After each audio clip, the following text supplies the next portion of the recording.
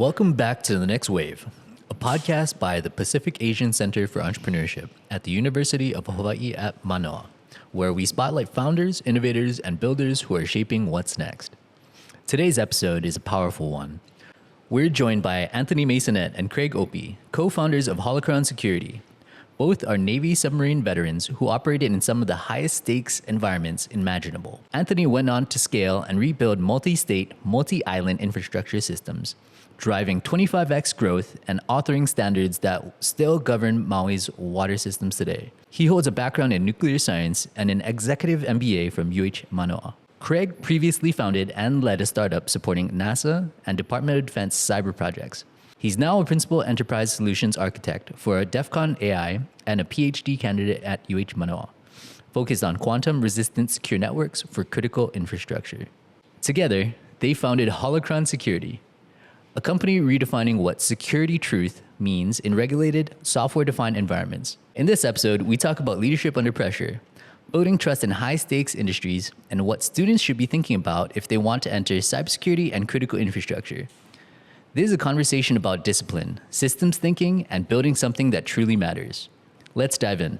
I'm here with Anthony Maisonet and Craig Opie of Holocron, the cybersecurity, cyber infrastructure company that just started about a little over a year ago. But from what you're just saying, 90 days? Yeah, when I got brought on in September, I kind of sat back for about 60 days to see what the overall plan should be. And then I left the island for about 3 or 4 weeks. Had a lot of time for self-reflection. Then when I touched back down in the mainland, November 24th, we just had a really hard launch, and it's been redlining ever since. It's been pretty fun. That's amazing. So would you say back from January, it was kind of the concept of the company that you guys wanted to work on, and within the past 90 days, it really just kind of hit the ground running? Yeah, so January 2025 is concept time frame, yeah. I started working on the product a year and a half ago, a little over a year and a half ago, and with my PhD research. But then in 2025, right before 2025, I was like, oh, this is going to be a product. So Nice. That's when I started that. And then as it matured, we took the appropriate steps. Okay. So Holocron is why you're here, but we're going to take it a little step back and kind of go a little blast from the past. You both served as Navy submarine veterans. What does submarine life teach you about responsibility and systems thinking? And I mean, that's interesting, having two Navy veterans, starting a company and coming here to UH to talk about it. Yeah. You want me to go? Yeah. Yeah, so Craig and I had very different perspectives on submarine life. Craig did 15 years, and I did 10 years, so he served on the Miami, the Tucson, and I think the Dallas for a deployment as well. So he's very well versed in submarine life. And then I had 5 years on the Tucson, and during that time, we realized that there was a lot of processes that had been repeated over and over again for 40, 50, 60 years, since World War II, actually, so almost 100 years. And there were definitely things that could have changed. There were processes, especially nuclear processes, that were put in place that we followed to a T, but there were things that could have been done better. And me and him were very large advocates for doing things the better way, And that made our transition from sub life to civilian life a lot easier. And we took that mentality of always wanting to make things better because we had a very rough time. Well, if we get into detail, we'll get into detail, but we had a very rough time. And we took all of those lessons learned, and we run all of our companies that we've built since then that way, and it's been really enjoyable. Nice. Wow. Yeah. I mean, I can imagine.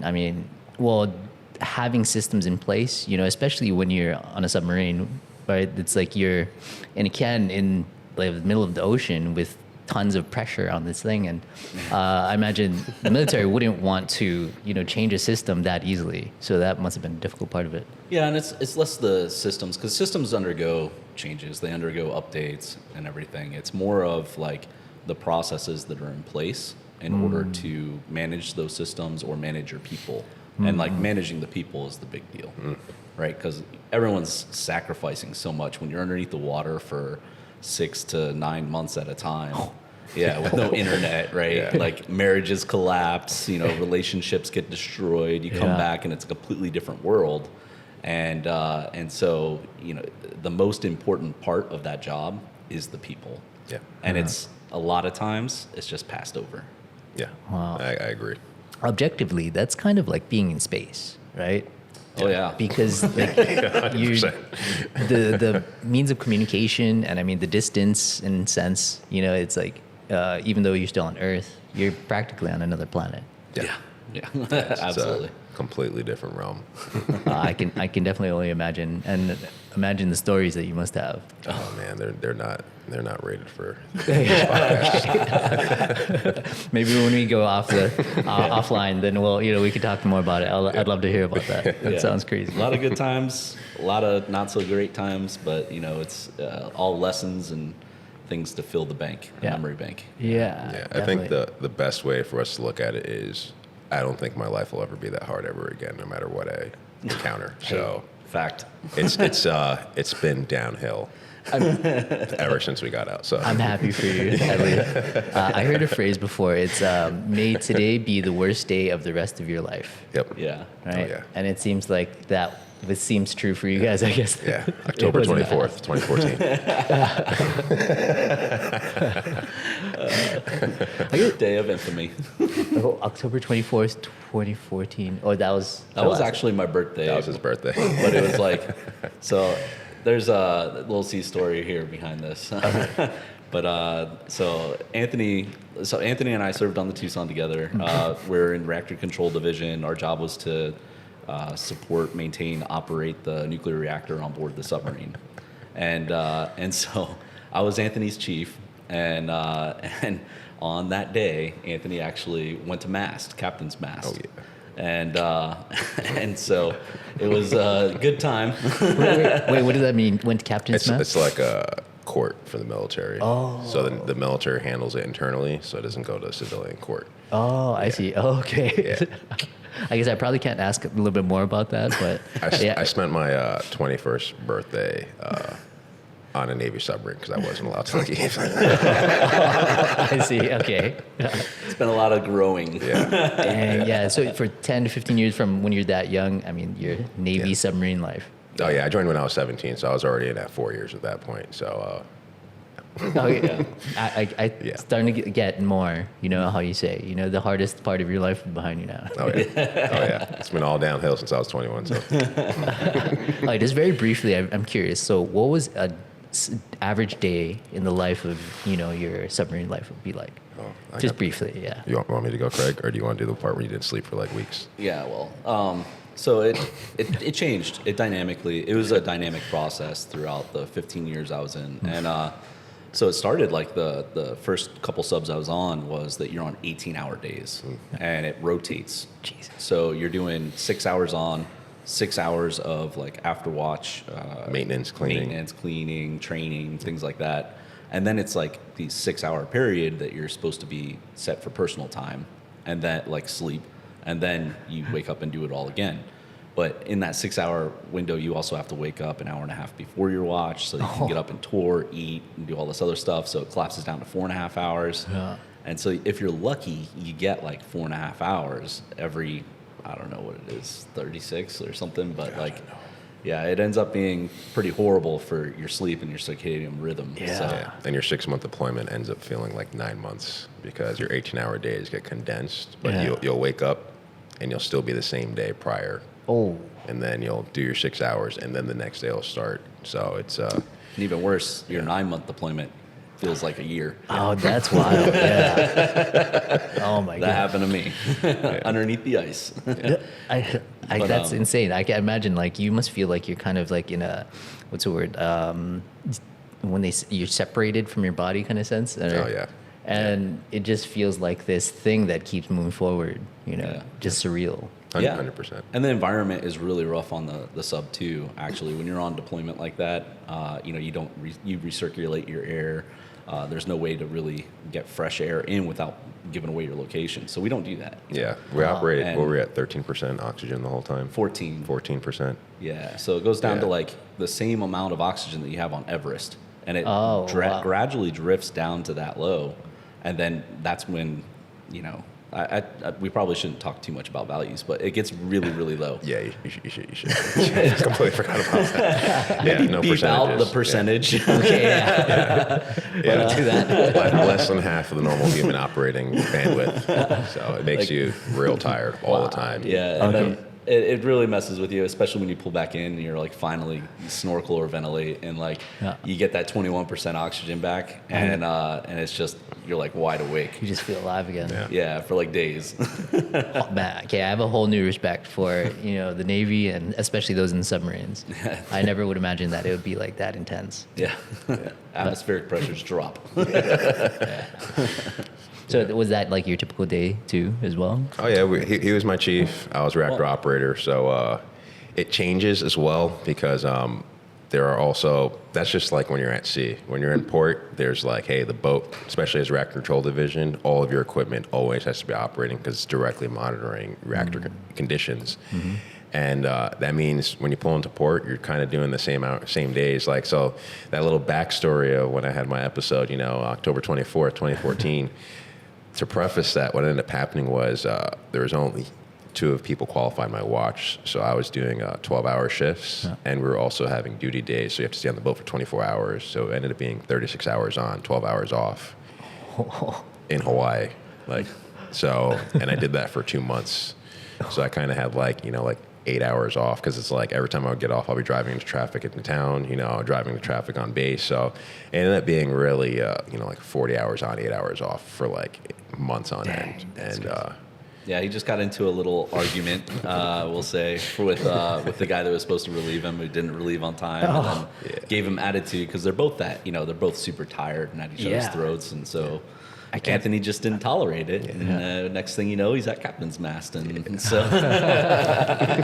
No, that's crazy. Yeah, I mean, like students complain about like midterms and finals, but I feel like it's so funny. Yeah, it's so funny. Yeah, I started my second bachelor's at UH, and I always had 1 or 2 full-time W-2 positions while going to school. So like I'd hear the complaints about midterms, and I'm like, wow. Oh, you got 8 hours of sleep last night? Dang. You didn't eat pancakes and rice for 3 weeks straight? It's 2 weeks. 2 weeks straight, yeah. Just pancakes, no rice. Yeah. They ran out of food. That's good. I'm surprised people don't just snap more often. But I'm glad you guys can laugh about it now. Because you're out of it. All right, okay. I'm just going to move on. Yeah, So absolutely. Anthony, you led and scaled infrastructure across multiple states and islands, driving 25x growth. Yeah. Craig, you built and led cyber initiatives tied to NASA and the DoD. At what point did you realize you wanted to build your own company? Oh, well, I've wanted for a long time. I mean, my first company was actually a cleaning business with my ex-wife in 2011 down in like Charleston, South Carolina, when I was at a station teaching digital microprocessor design. And then through our divorce, she kept the company, and like I in the Navy, I moved out to Hawaii. And then when I got out, I actually started another business, 2 businesses. And so one of them for 2021, I was the student entrepreneur of the year for Hawaii at the Hawaii Venture Capital Association. Oh, yeah. Oh, nice.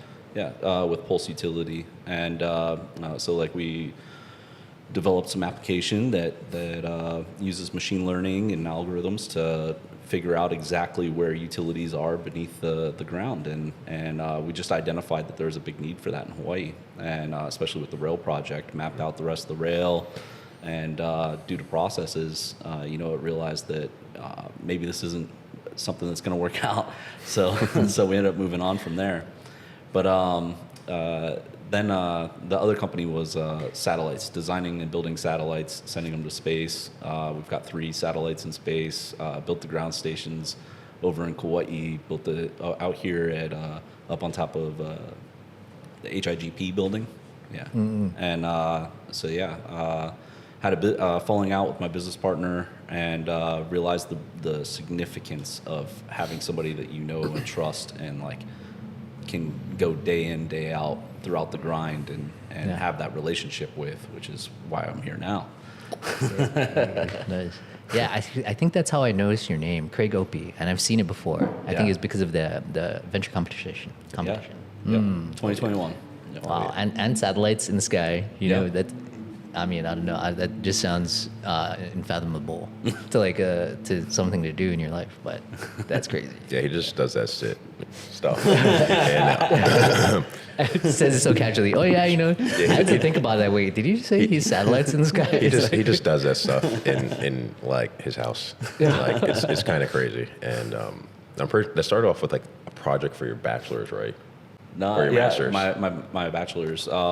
It started off with actually I was at Honolulu Community College, and we did. There was like a rocket program out there, and that got me some recognition. We did this little rocket that went up to, I forgot the altitude, but it had a target altitude, and then we had a deployable nose cone with a rover inside of it.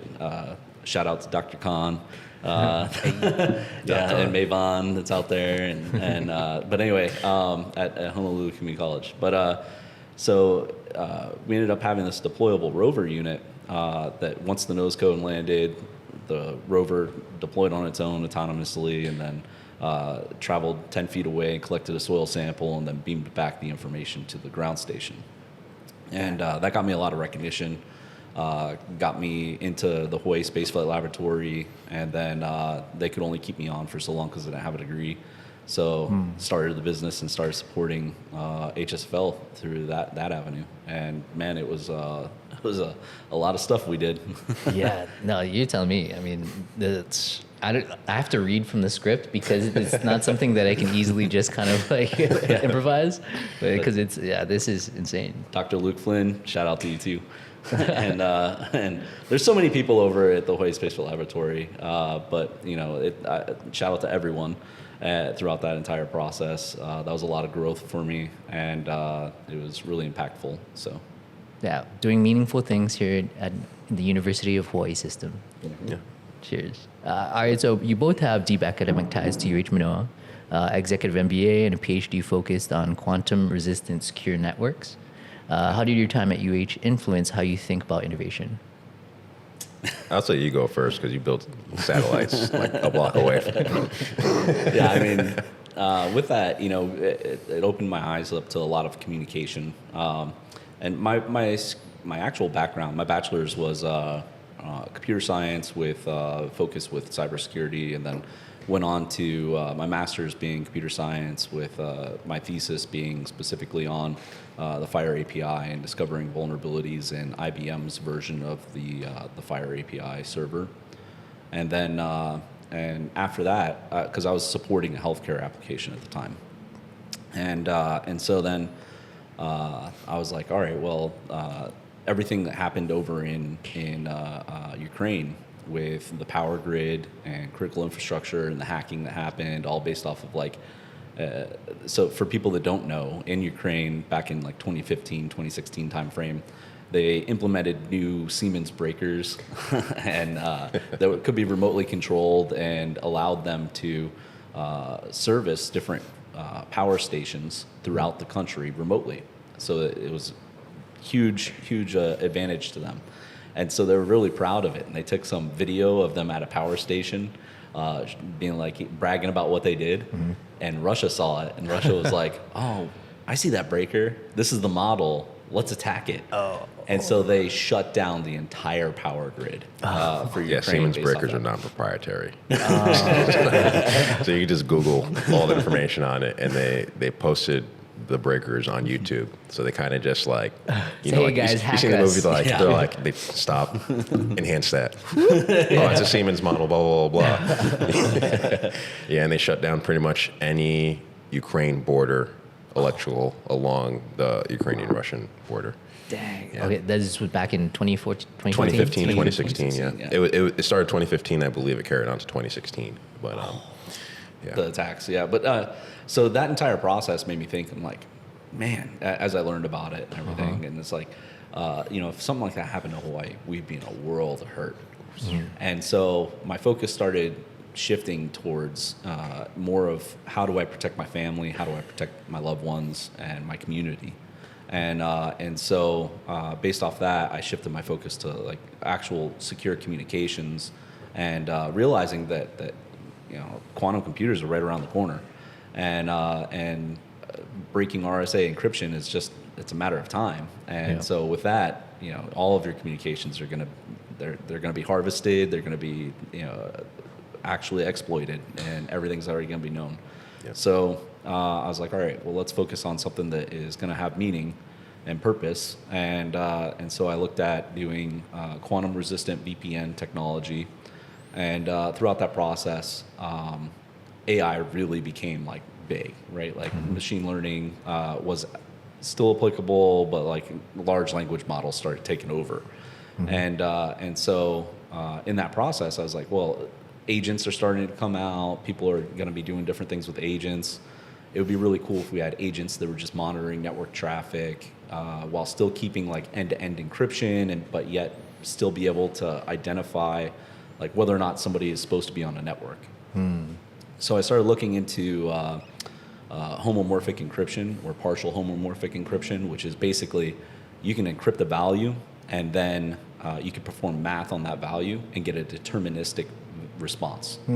And that based off that response, whether or not the value that's encrypted is good, or if it makes sense to use or should be there. And that's kind of newer technology, and it's much slower than normal encryption to do. But to normally decrypt it is just like normal decryption. So you don't slow down the end-to-end point.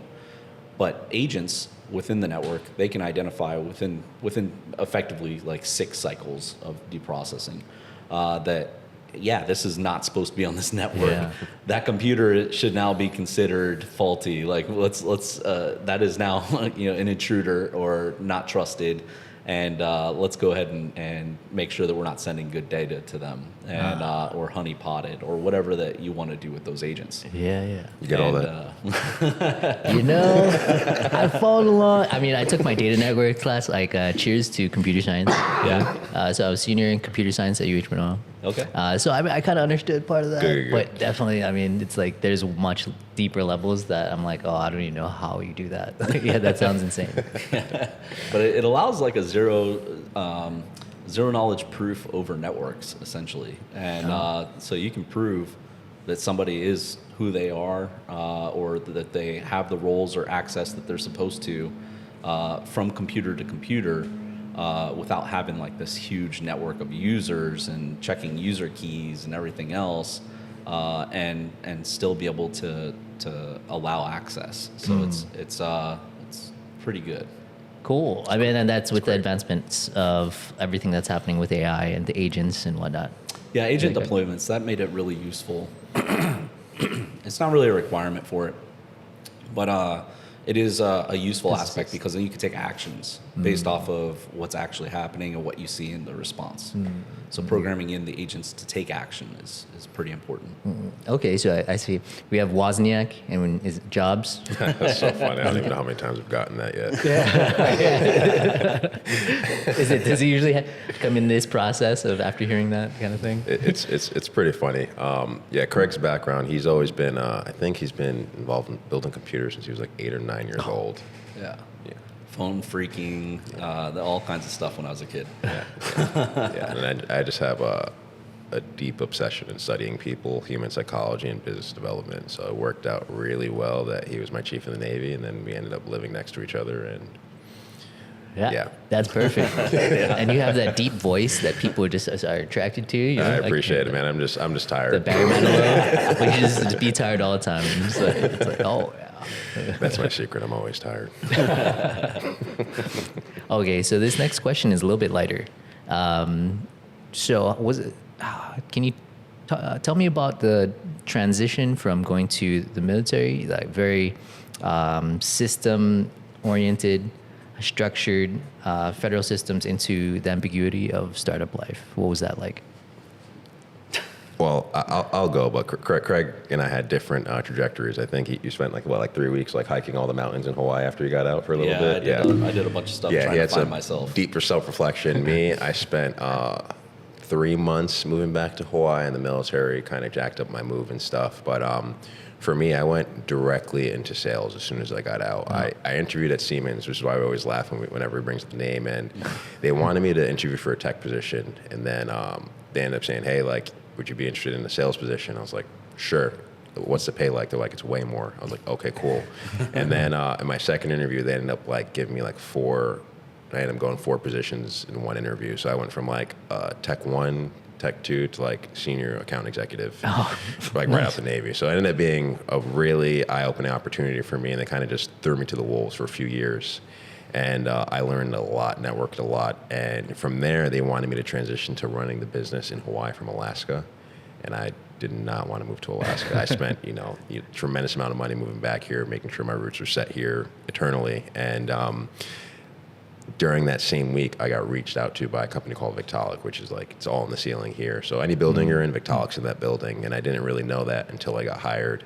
And I've been there for a few years, and that's where I built the business across the Pacific. Started off just on Oahu, and we built it all the way to Guam and all the Saipan, Rota, all the other islands. And that transition was relatively easy for me because it went from being completely structured, and I'm an individual who has his own structure. I don't like being told what to do at all. And it allowed me to develop my own structure because usually when I say something, it's usually right. So it just worked out way, way, way better.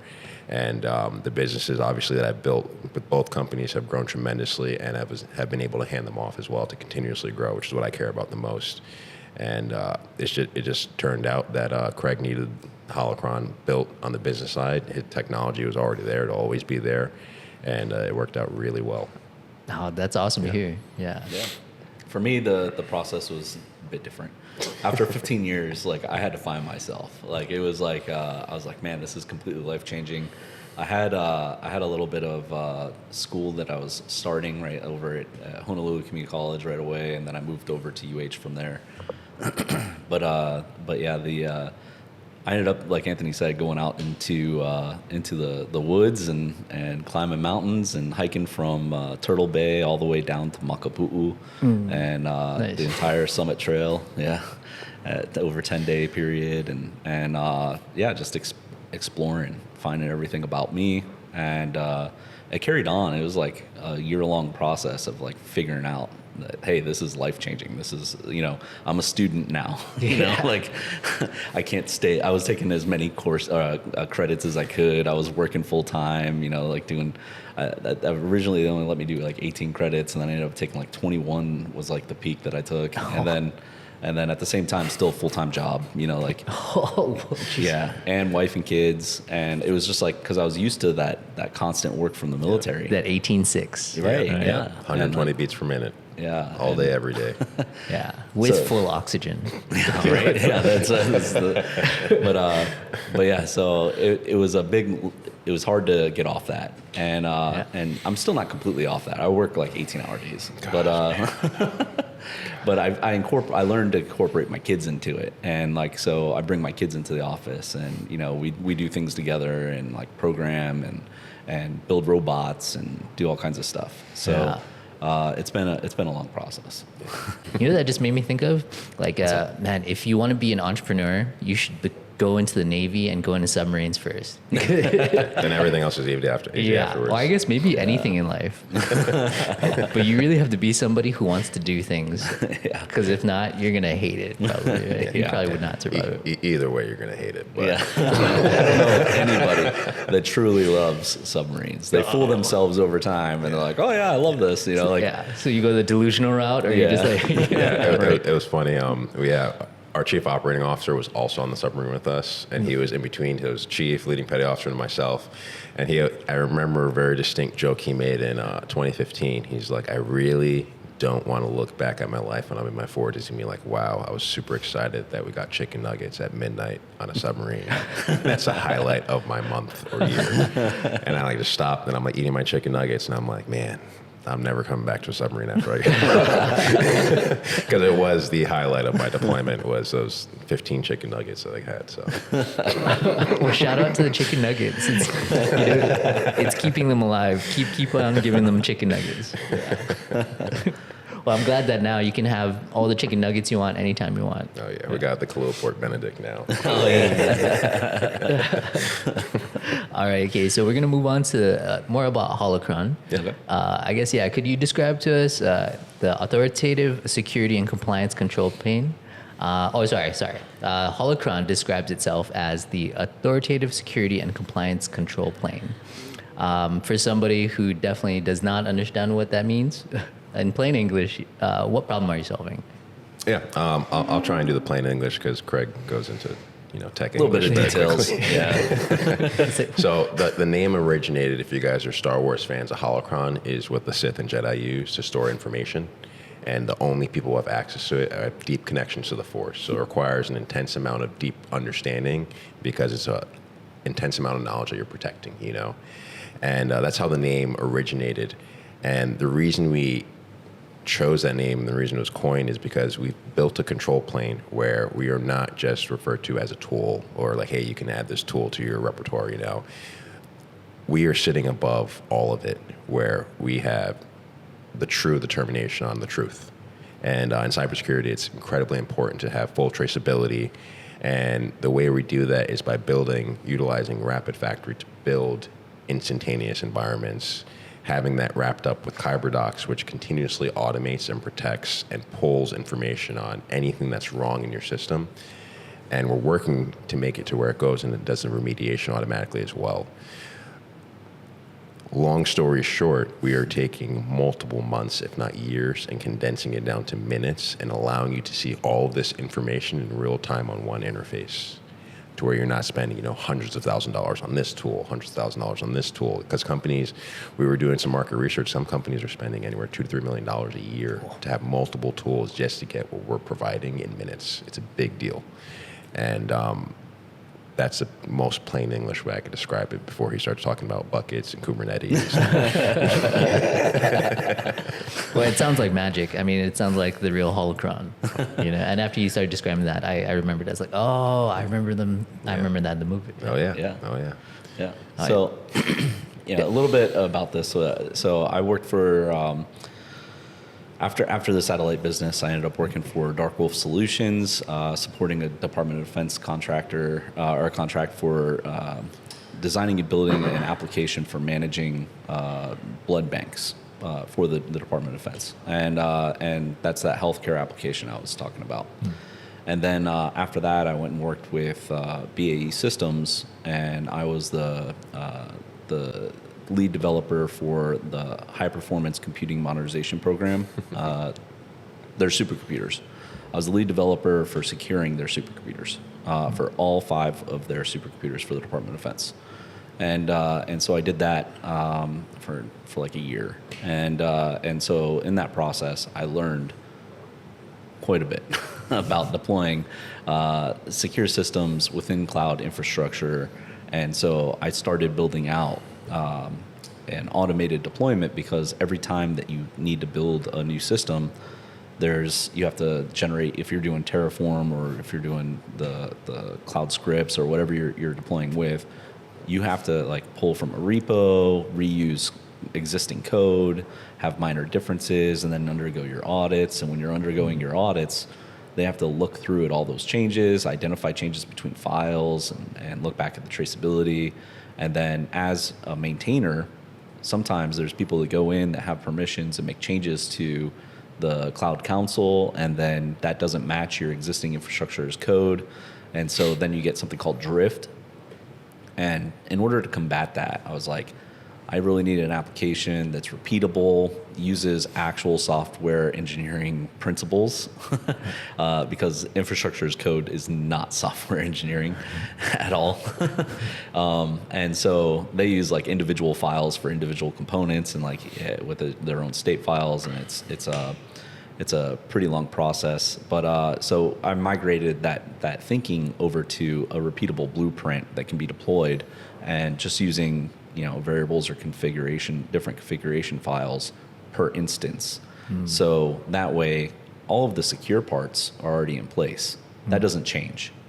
And it's able to within minutes, stand up these entire environments that house Active Directory servers that are already populated and STIG'd. It's Security Technical Implementation Guide for DISA or CISA, if so departments, Entities. Entities that state this is how you should protect your equipment. And so all of that's already in place, and it builds out the Active Directory servers with cross-force trust with Red Hat IDM, Identity Manager, and with RHEL Keycloak for single sign-on, so you can use that within your environment.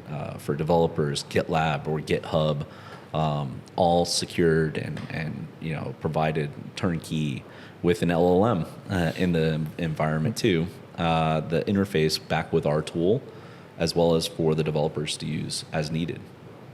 And so you can rapidly spin up, and that's where we got Rapid. Rapid's actually like resource allocation and provisioning, implementation, or I forgot what it stands for now. It was supposed to be Droid Factory, but Rapid Factory ended up working because it really was like you were taking hundreds, if not thousands of hours and condensing it to like 15 minutes. So Rapid ended up being the solution, and he had a mnemonic already in his head. Yeah. That's just how nukes operate. So. It was a while, but anyway, so with Rapid Factory, you're able to just deploy these entire environments, which would normally take like anywhere from 12 to 18 months to design, to get approved for the application, and then implement, and then secure it and go through your auditing. And so we're collapsing that down, and because we're building the environment, we have all the resources for the audits as well, and we're able to capture state, and we can compare state with what's actually deployed and detect the drift using cryptographic ledgers. And then remediate those issues, and we're working to migrate not just within the cloud environment, but also to endpoints and be a hybrid to where it's on-prem as well as in the cloud, and so that is coming. I've been working hard on that, but that is coming very soon. I'll let him sleep eventually. One day. Well, at least he's used to not sleeping, so that's good. Yeah.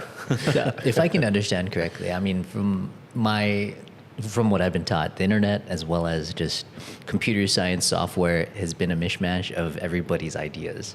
Kind of like you watch the City of Valerian, or it's like the Thousand Cities of Valerian. Oh yeah, that was the book that was turned into the movie, and it was all the different civilizations over the course of like 100,000 years came together to make one giant thing and that so was governed by It's this huge thing with all these like different technologies from different planets, and then as you can go through it, it's just a big mishmash of technology, which I've been explained to is kind of like the internet, right? And as far as like different authentications and different, I guess, systems, designs, frameworks. So it sounds like Holocron is able to bypass like the step-by-step manual processes of making things match, and just matches with everything in a sense. Is that kind of? Maybe it's once we get the migration down. Yeah, the migration part is a challenge. That's still has to be manual. If there's an existing environment, we stand up our environment in parallel and then have to migrate things into it so it can be utilizing Rapid Factory in that deployed and secure way. Rapid Factory is more of a one size fits most application deployment, and with it, using it, you know that you are in a secure, compliant environment. Most people, they don't have huge budgets to have like infrastructure as code or DevSecOps engineers that are dedicated to building out multi-cloud environments, not just in AWS, but Google Cloud and Azure, right? Which we're tackling. And so having that support staff alone, you're paying like up to $1 million a year, Jeez. And each person anywhere from $200,000 to $250,000, and that's not including like the business side that that's just salary. There's the business side of it. There's additional expenses and licensing, and so being able to provide an environment for those small businesses, small to medium-sized businesses that don't have the huge budget, or even the contractors that are underneath primes, where the primes are sucking up most of the money. Those contractors, being able to provide to them a secure environment that's turnkey that they can deploy immediately, is super beneficial. I mean, that's amazing that you can cater to the small businesses as well as those larger contracts. Yeah, and small businesses, because we're right now focused on defense industry because it has the most security requirements. It's the hardest to get into, but it's also where I have the most experience. So it was pretty easy for me to implement that. But the other aspect of that for small to medium sized businesses is like, this isn't for people that just have a Wix website, right? Yeah. This is for people that have like a SaaS company. You know, they need some type of infrastructure in the cloud that is going to be able to, you know, be secure and protect their customer information. And we provide that. So anybody who, especially, would you say even startups, you know, who have this idea of whatever SaaS, and they will be holding customers like confidential information. Yeah. Like, so that's, I guess that actually one of the questions is, who would you say needs this the most? But I feel like you kind of answered that with probably the DoD. Yeah, well, right now we're focused on DoD, but we're expanding, and I'll let Anthony talk about We're the expanding to expansion. all 16 sectors of CISA. So CISA, they have 16 sections. So I'm not going to go through all of them, but you know, nuclear, energy, telecommunications, finance, healthcare. He said he's not going to go through all of them. He's just naming them off. Just 33%. 33%. We'll stop there. And you go to a hospital, you need your information protected. You have a bank account, you want that protected. You know, if you're using your phone, you want your voice and everything protected. We are going into all 16 sectors. And we're starting with DoD because we like to start at the top of the hill and then roll the way down. Same with our life career choices. Yeah, tackle the hardest thing first. Exactly. And the military, this DoD, that's what we're going to go after first. And we do have the contacts there. We have the understanding.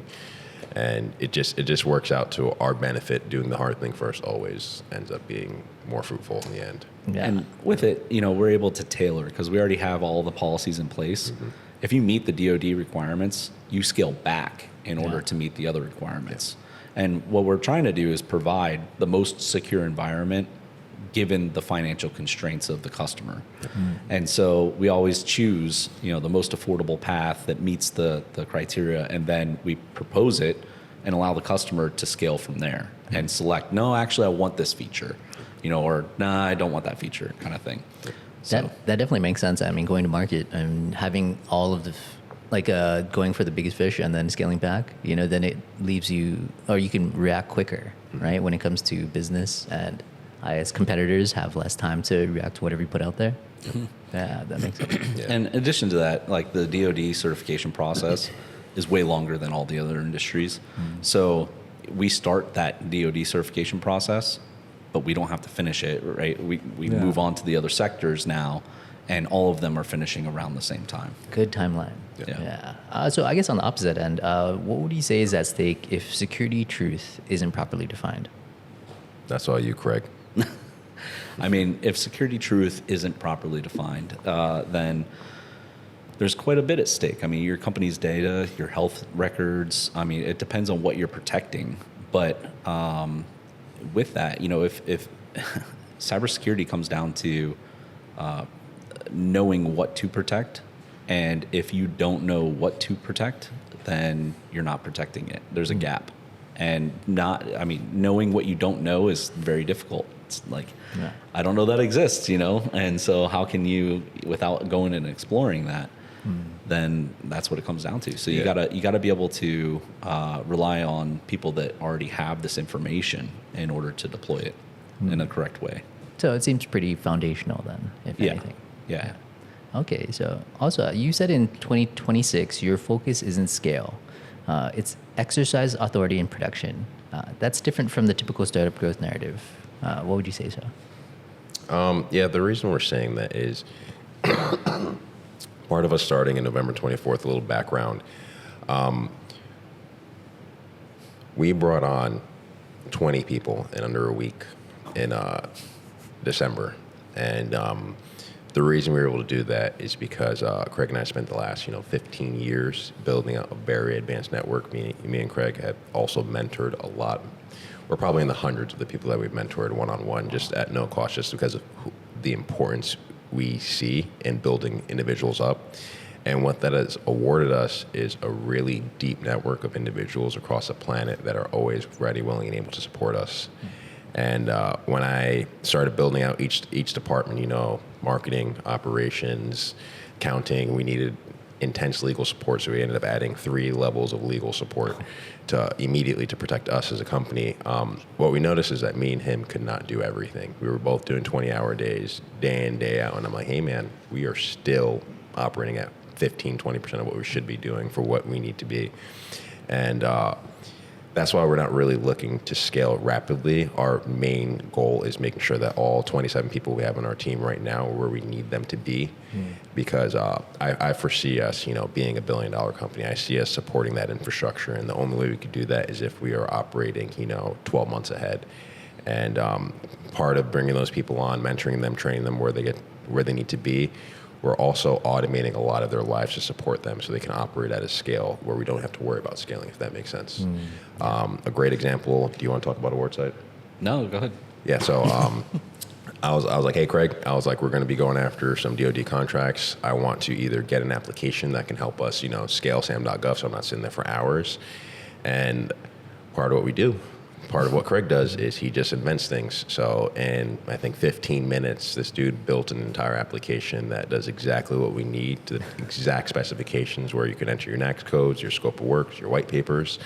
It'll scan SAM.gov, and it'll grade every single outstanding contract that meets your metrics from 0 to 100 to see if there's a fit for us against what our capabilities are.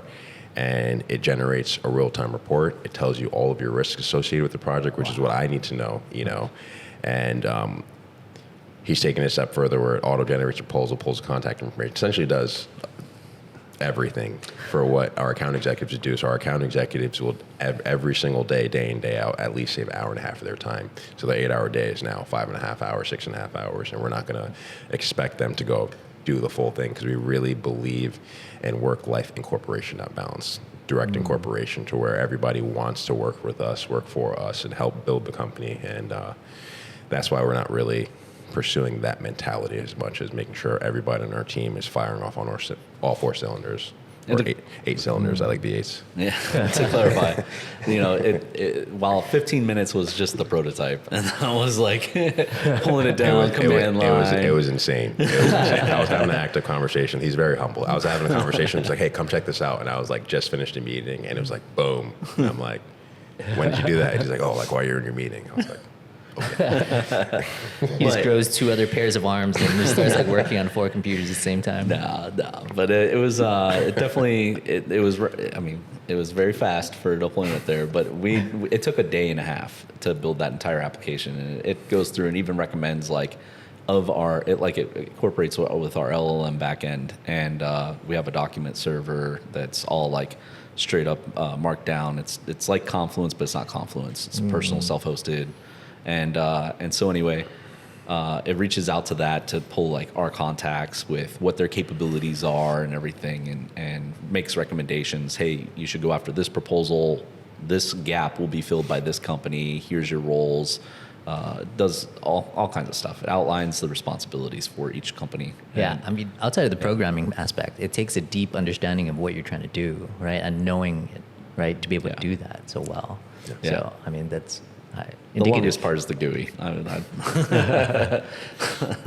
Well, I mean, there's so many, I guess, AI software that, you can use for the front end. Oh, yeah, we're 100%. It's so easy. We use AI programming tools. Yeah, I mean, it's amazing how quickly it's advancing. Yeah.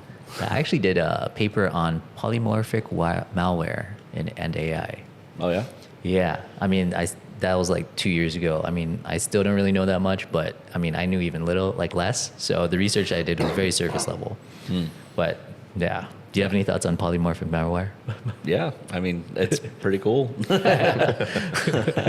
We're safe against it with Holocron.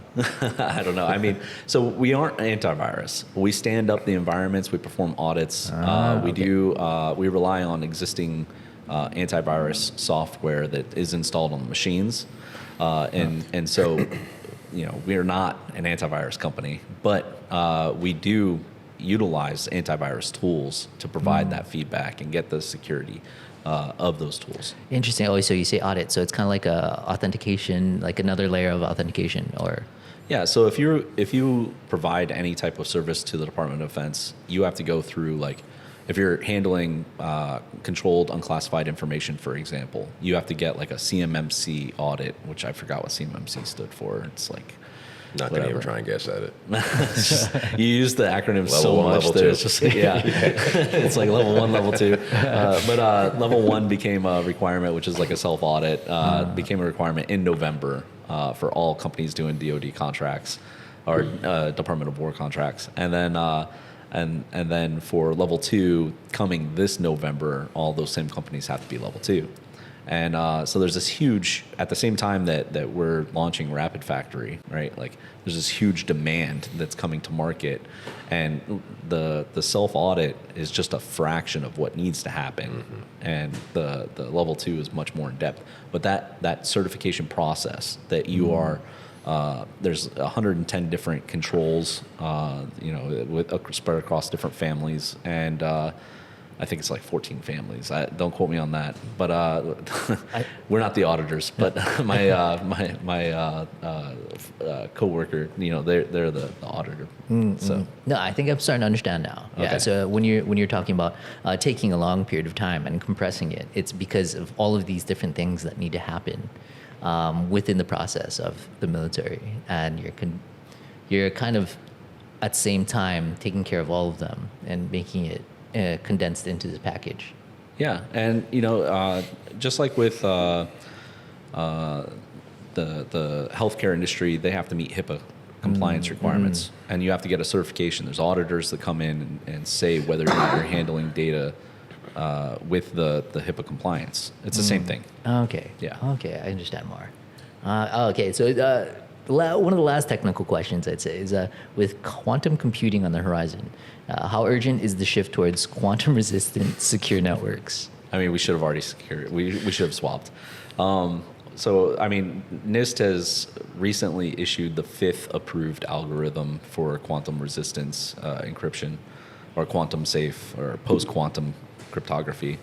And the reason why I say we should have already swapped is because data collection has already taken place. It's well underway. All information that's being shared across the internet is being captured by nation states. It's being archived, and then when quantum computing, when the breakthrough actually happens, that 0 point for it makes it to where all of that information can now be decrypted, and then all of that information is going to be known. I like that. Yeah. So it's very, very important that we push for post-quantum cryptography immediately. Everybody. We should have been on it yesterday, because all the information that we're going to use, it's going to be exposed. Yeah. Everywhere. And that technology is already available, the post quantum. Yeah, post-quantum. So within our technologies, we actually use.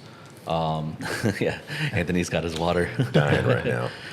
We actually use like crystals, kyber, and crystals dilithium, which are two just they're post-quantum tool or cryptographic post-quantum algorithms that are sorry, I was blanking on the words. Algorithms that were approved by NIST. So National Institutes of Standards and Technology. So they approved them for use, and so we've incorporated those into our network technology.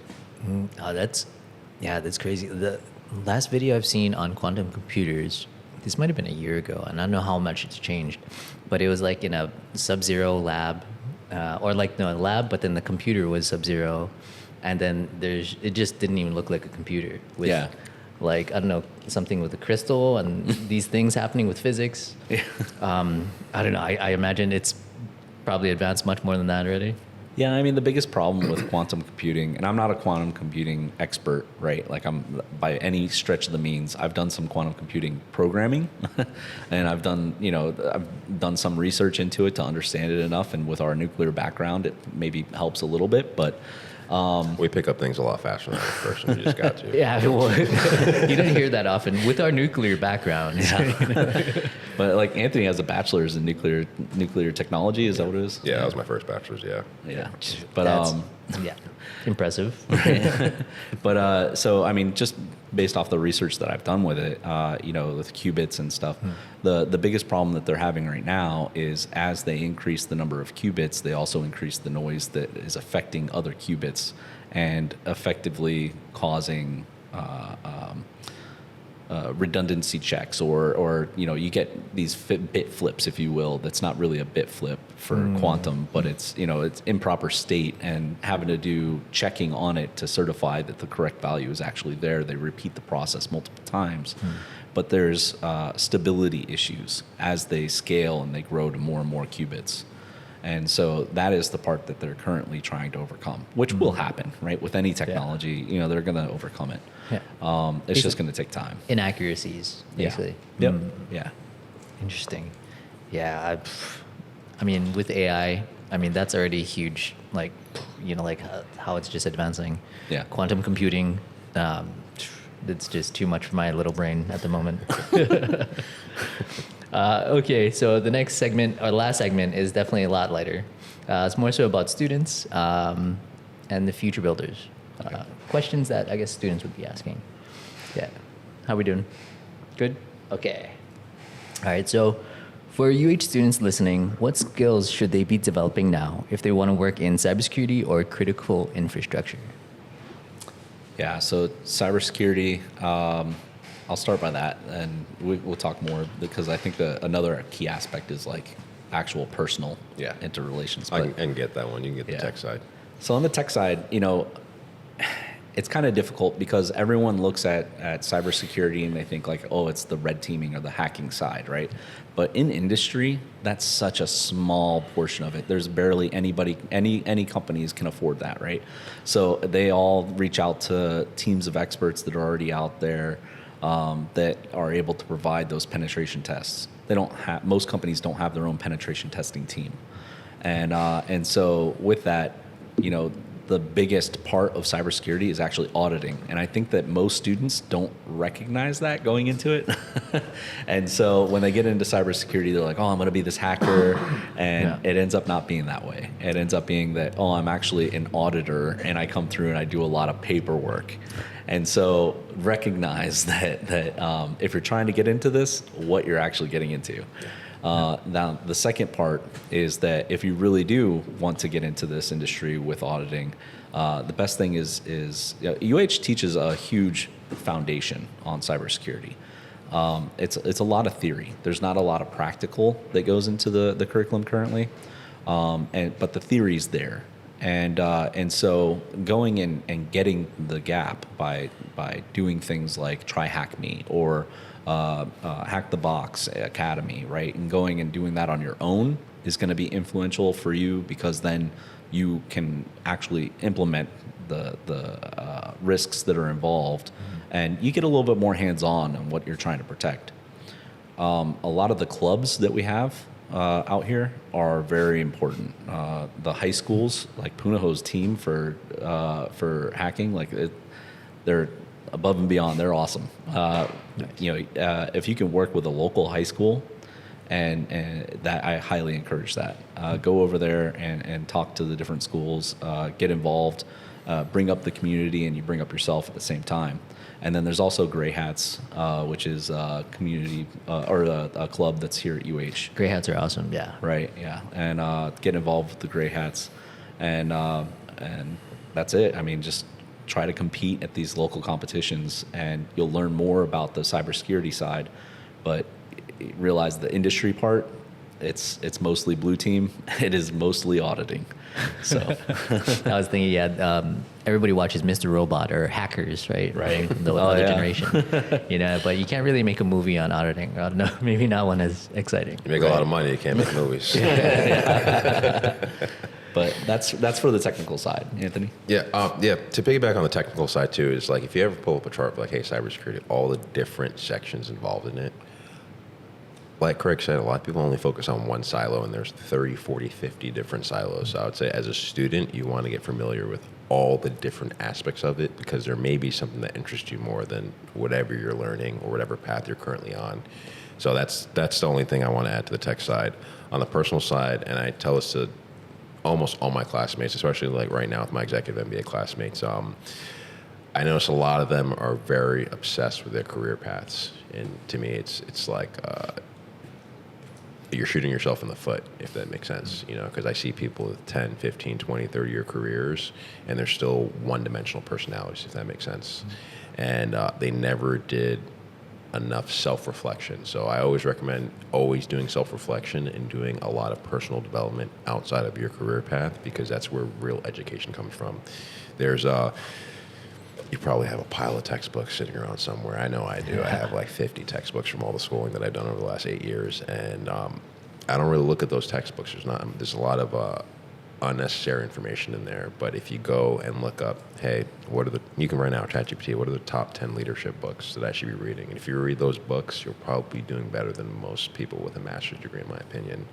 I gained a lot of the insight in business development. So Craig built his company. When I started at like 20, I started like while also being in the military jail. I took like the only 10 grand I had and I turned it into a 7-figure, now approaching 8-figure real estate portfolio. And that was just a side project I did for fun. Wow, and that's just from Craig gave me a few books when I was like 18, 19. I was like, that opened a couple doors for me. And then I've been reading dozens since then. So you can do significantly more than what your career path currently entails, because you'll notice that people will enter a job, they'll be like, I want to get this promotion and this title. And in 20, 30 years, inflation is going to make that salary irrelevant anyway. So you have to do things to help yourself outside of that, so you don't feel that you're constantly in this continuous rat race. Because Craig and I, we exited the rat race years ago. So it allows us to live this completely different life where we are able to take ideas and actually run independent of what other outside influences there are. So to me, that's huge, and allows us to essentially just do what we want. And it's a big level of freedom that we actually gain when we get out the Navy. So yeah, that's all I got to say about that. Yeah. So I feel like that's like advice and extra. That's something that every student should take advantage of. Yeah. Wow. Congratulations. You can do pretty much anything you want in life. Yeah. That's pretty much all I got to say. Yeah. Don't be confined by the walls of your classroom or your job. And sorry for all the bosses and professors. I don't want to hear that. No, I feel like you should be a motivational speaker at some point too. I feel like, you definitely have that eloquence. I appreciate it. Thank you. All right, so moving on. Do students need to be deeply technical to break into this field? I guess centering back onto the cyber infrastructure. Yeah, I mean, for deeply technical, I would say no. There's a it's a long learning curve, right? They have to be dedicated to break into this field. That's the best way. That's the best way you could have phrased it. Yeah. So it's a long process, right? And it's like you have so much to learn, and things build on each other. And so as long as you're dedicated into something, you're gonna find people that recognize that dedication and will want to bring you on, right? And so you don't have to be the best at any of this. It's pretty great if you have like a bug bounting, HackerOne account that shows like, hey, you've been doing things, or the report card on your try hack me or hack the box university or academy or whatever. But the biggest thing is really the dedication aspect. Okay. Yeah, I guess putting in the time, going to the clubs, creating a portfolio or working on those projects just to show that, you know your stuff and you really do want to be in it. Right. And it's, like I said, it's over time, like that kind of dedication process. So, if you're like, hey, it's my senior year and I'm trying to get into cyber right now, expect that it's going to be difficult barrier to entry. If you're a freshman and you've already been working, or if from your freshman year, you've been working on this, so you've got 4 years of I've been part of this club and I've been doing this thing, that is really going to reflect, and it's going to be something that people identify as, okay, they've been doing this a little bit, they really do want to do this, they're not going to change their mind next year after they've realized that, hey, you're doing auditing, or hey, you're doing blue team, and so that dedication part is really where it goes. Yeah, I completely understand that, and not just computer science, but cyber I feel like there's a specific personality type from the people that I've met that have been in cyber or Yeah. cybersecurity specifically. Yeah, I mean, the people I talk to a lot are like set in their ways a lot of times, and they're like, "Look, this is proven. We're gonna keep this. You know, we don't want to try new technology. New technology has risk, right? And it's risk adverse people. Like that is a lot of what cybersecurity is. Yeah. So when you go through those interviews, recognize that most of the time they're risk adverse, and speak to that. Understand who you're interviewing with. Yeah. No, that's definitely great advice. Yeah. So I guess as far as when it comes to hiring team members, is there anything in particular what you guys would say you look for? Yeah, so we've gotten asked from some pretty high up people in the cybersecurity community, and not just like the local. We're talking national and global individuals, and they always just like, "Hey, what are these guys' backgrounds?" And I tell them the same thing, point blank. I don't really care about your background. Craig and I can identify work ethic relatively quickly, and if we're anticipating and expecting individuals to be on our team producing, 100 to 1,000x of an average individual, your resume is not going to really matter to me. It's personality. I want to see someone who's willing to take the time to learn and put forth an honest effort, and that's the work ethic part. I think for work cohesion and for the team we're building, we're also looking for individuals that operate independent of ego, because part of the risk averseness that he's talking about with a lot of cybersecurity folks, you'll notice in this industry, a lot of people think, hey, I've been doing this for 15, 20, 30 years, and that really doesn't matter, because with AI, things are changing every day, if not every hour, and if you're saying, hey, I'm doing this the same way, you are putting you and all of your subordinates at risk, and that's an ego thing that has to be addressed. And with regards to people wanting to learn as well, there's no point in being hardworking if everything someone tells you is going to go right out the other ear, So hardworking and operating independent ego is the only thing we're looking for. And we've gone through hundreds of resumes, but we're looking for very specific personalities. And you'll see in our team, if you eventually meet our team, we Great all team, by the operate. way. We I can operate imagine, I bet. really well. We are in how many states, Craig?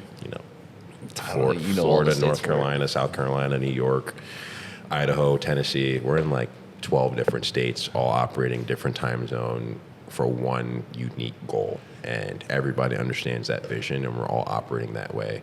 And the very, very few people that we had to have parted ways with see that we have continuously grown that way, and that the vision was always what it was, So. Yeah. I feel like you set the bar high, and like Elon Musk doesn't look as much of a difficult job anymore, or like anything that he expects. Yeah. But Yeah. Well, yeah, I mean, it's not like we're like, oh, you got to work 18 hours Yeah, a day, no, right? no, But no, it's no. more of, you got to be able to contribute and like actually do your job kind of thing, right? Yeah. And so, for instance, we took on 2 interns from Christmas break from UH, and we kept one on the staff, so he's hired on full time now, Nice. and working with us, and but he does amazing work, Yeah, right? the bear. Yeah, the bear. That's his nickname, the bear.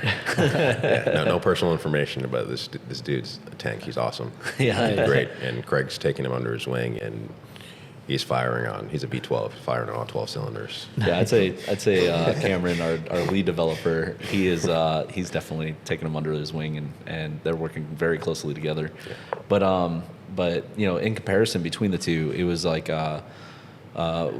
the bear that we kept on. He was putting in like 30 hours a week, easy as an intern. And producing a lot. Like he went through all kinds of like Claude, like Claude code.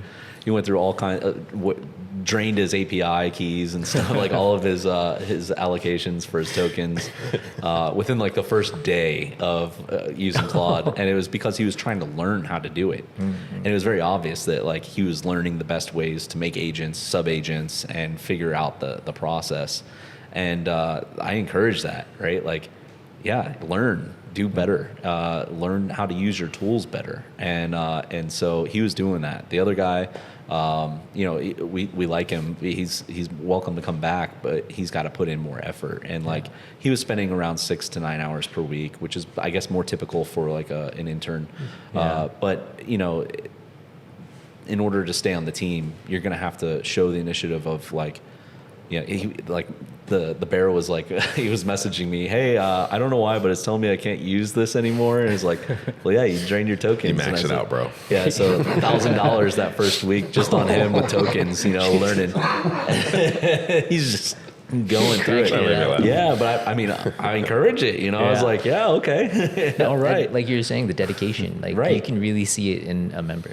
Right, and that's what's so important, and to me anyway, is like I'm willing to spend the money. I'm willing to put forth the business resources as needed for somebody to get what they need if they're willing to put in the work and the effort to get it. Yeah, I understand that wholeheartedly. I'm hiring for program team members here at Pace, and when I'm doing interviews, you can kind of see like pretty easily the people who really want to be a part of it, who knows what you're trying to do, and has their own ideas, but still can work well as a team member. Exactly. And I can understand that completely. Yeah, it's crazy that those two characteristics in one individual, it is relatively hard to find. It is. So we're trying to be as meticulous up front because we found out very early an incorrect hire can damage you in the long run. Easy lesson learned. First couple of weeks. Expensive lesson with equity. We'll take this offline, you have to be so strict in those two principles for everybody you bring on, because all you're doing in that little slight hesitation of what I consider laziness, in your hiring process, it will burn you over time. And well, especially for a company that's as important in integrated as yours, it's like the highest caliber or highest standards that you would have, I imagine. Yeah. Okay, so just two more questions. One is, how do you build credibility when your product is built around trust and authority? Yeah, that's difficult, right? Definitely. And so part of that credibility is the audit process. And so undergoing like Anthony said, we started at November 24th. January 15th, we had SOC 2 Type 1. And it's a big deal. It's such an abbreviated timeline. It's a big deal. And so now we're finishing up our. There's a period of time you have to wait and undergo surveillance in order to get SOC 2 Type 2, but we're in that process right now. But we also have our HIPAA that's going on, GDPR. Sorry. Me and him are we are kind of slightly. I just hear letters. Don't even worry about it. Yeah, I'm sure most people would just some of them will understand, but so it's like European implementation of security, and then like HIPAA compliance, as well as our CMMC. And so we're still undergoing those audits, and once we have. June is our time frame for the audit process. Which is really fast. Yeah. So you can look up the average timeline to get these frameworks implemented and certified and audited by your company, and it takes a lot of time, energy, and effort. And Craig has saved us probably well into the 5 figures in doing things himself. At least in the 5 figures right now. It's going to be probably 6 figures once we get going. It's that 18.6, man. Yeah. Everybody got to get on that schedule. No. Ultra efficiency. Takes years off your life doing that. Yeah. Well, you guys look great. So, thanks. Anthony looks great. Man. But it's the trust aspect, what you're looking for. When people go to your website, they're going straight to those badges, man. They're going to your trust center. They want to see your hard data. And your trust center showing, hey, these are the frameworks, this is our documentation, these are our auditing. That transparency is really the only thing that'll get you the level of trust quickly. And because it's verifiable, Yeah.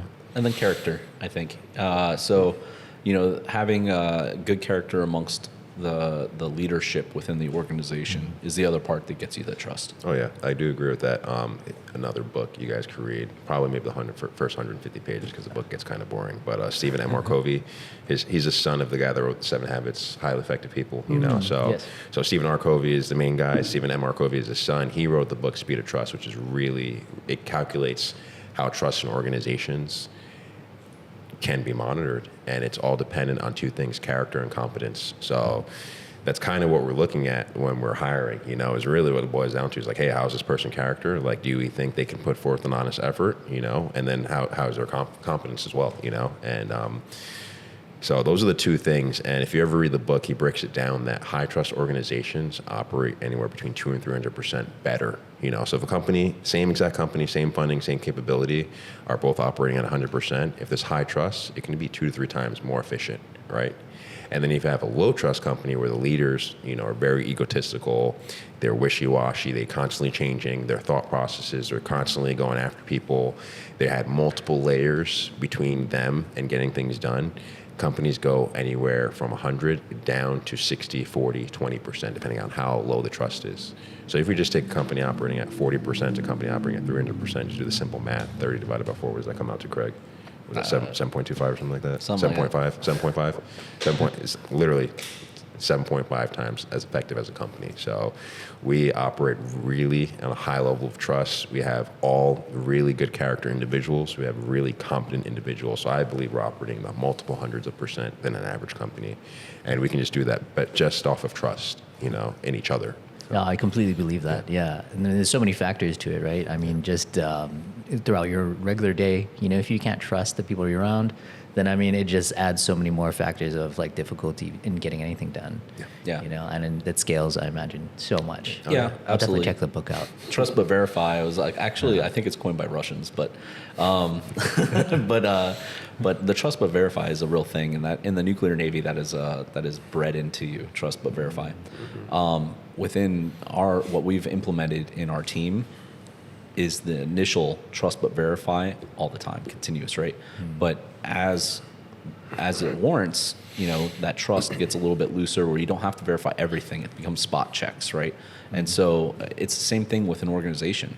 Whenever somebody comes on new with like a customer comes to us, you know, it's that trust but verify everything that they're doing, and throughout the audit process and the auditors, when they come in, trust and verify everything they're doing. Yeah. But as time goes, it's going to be more trust but spot check, right? And so that's with any company.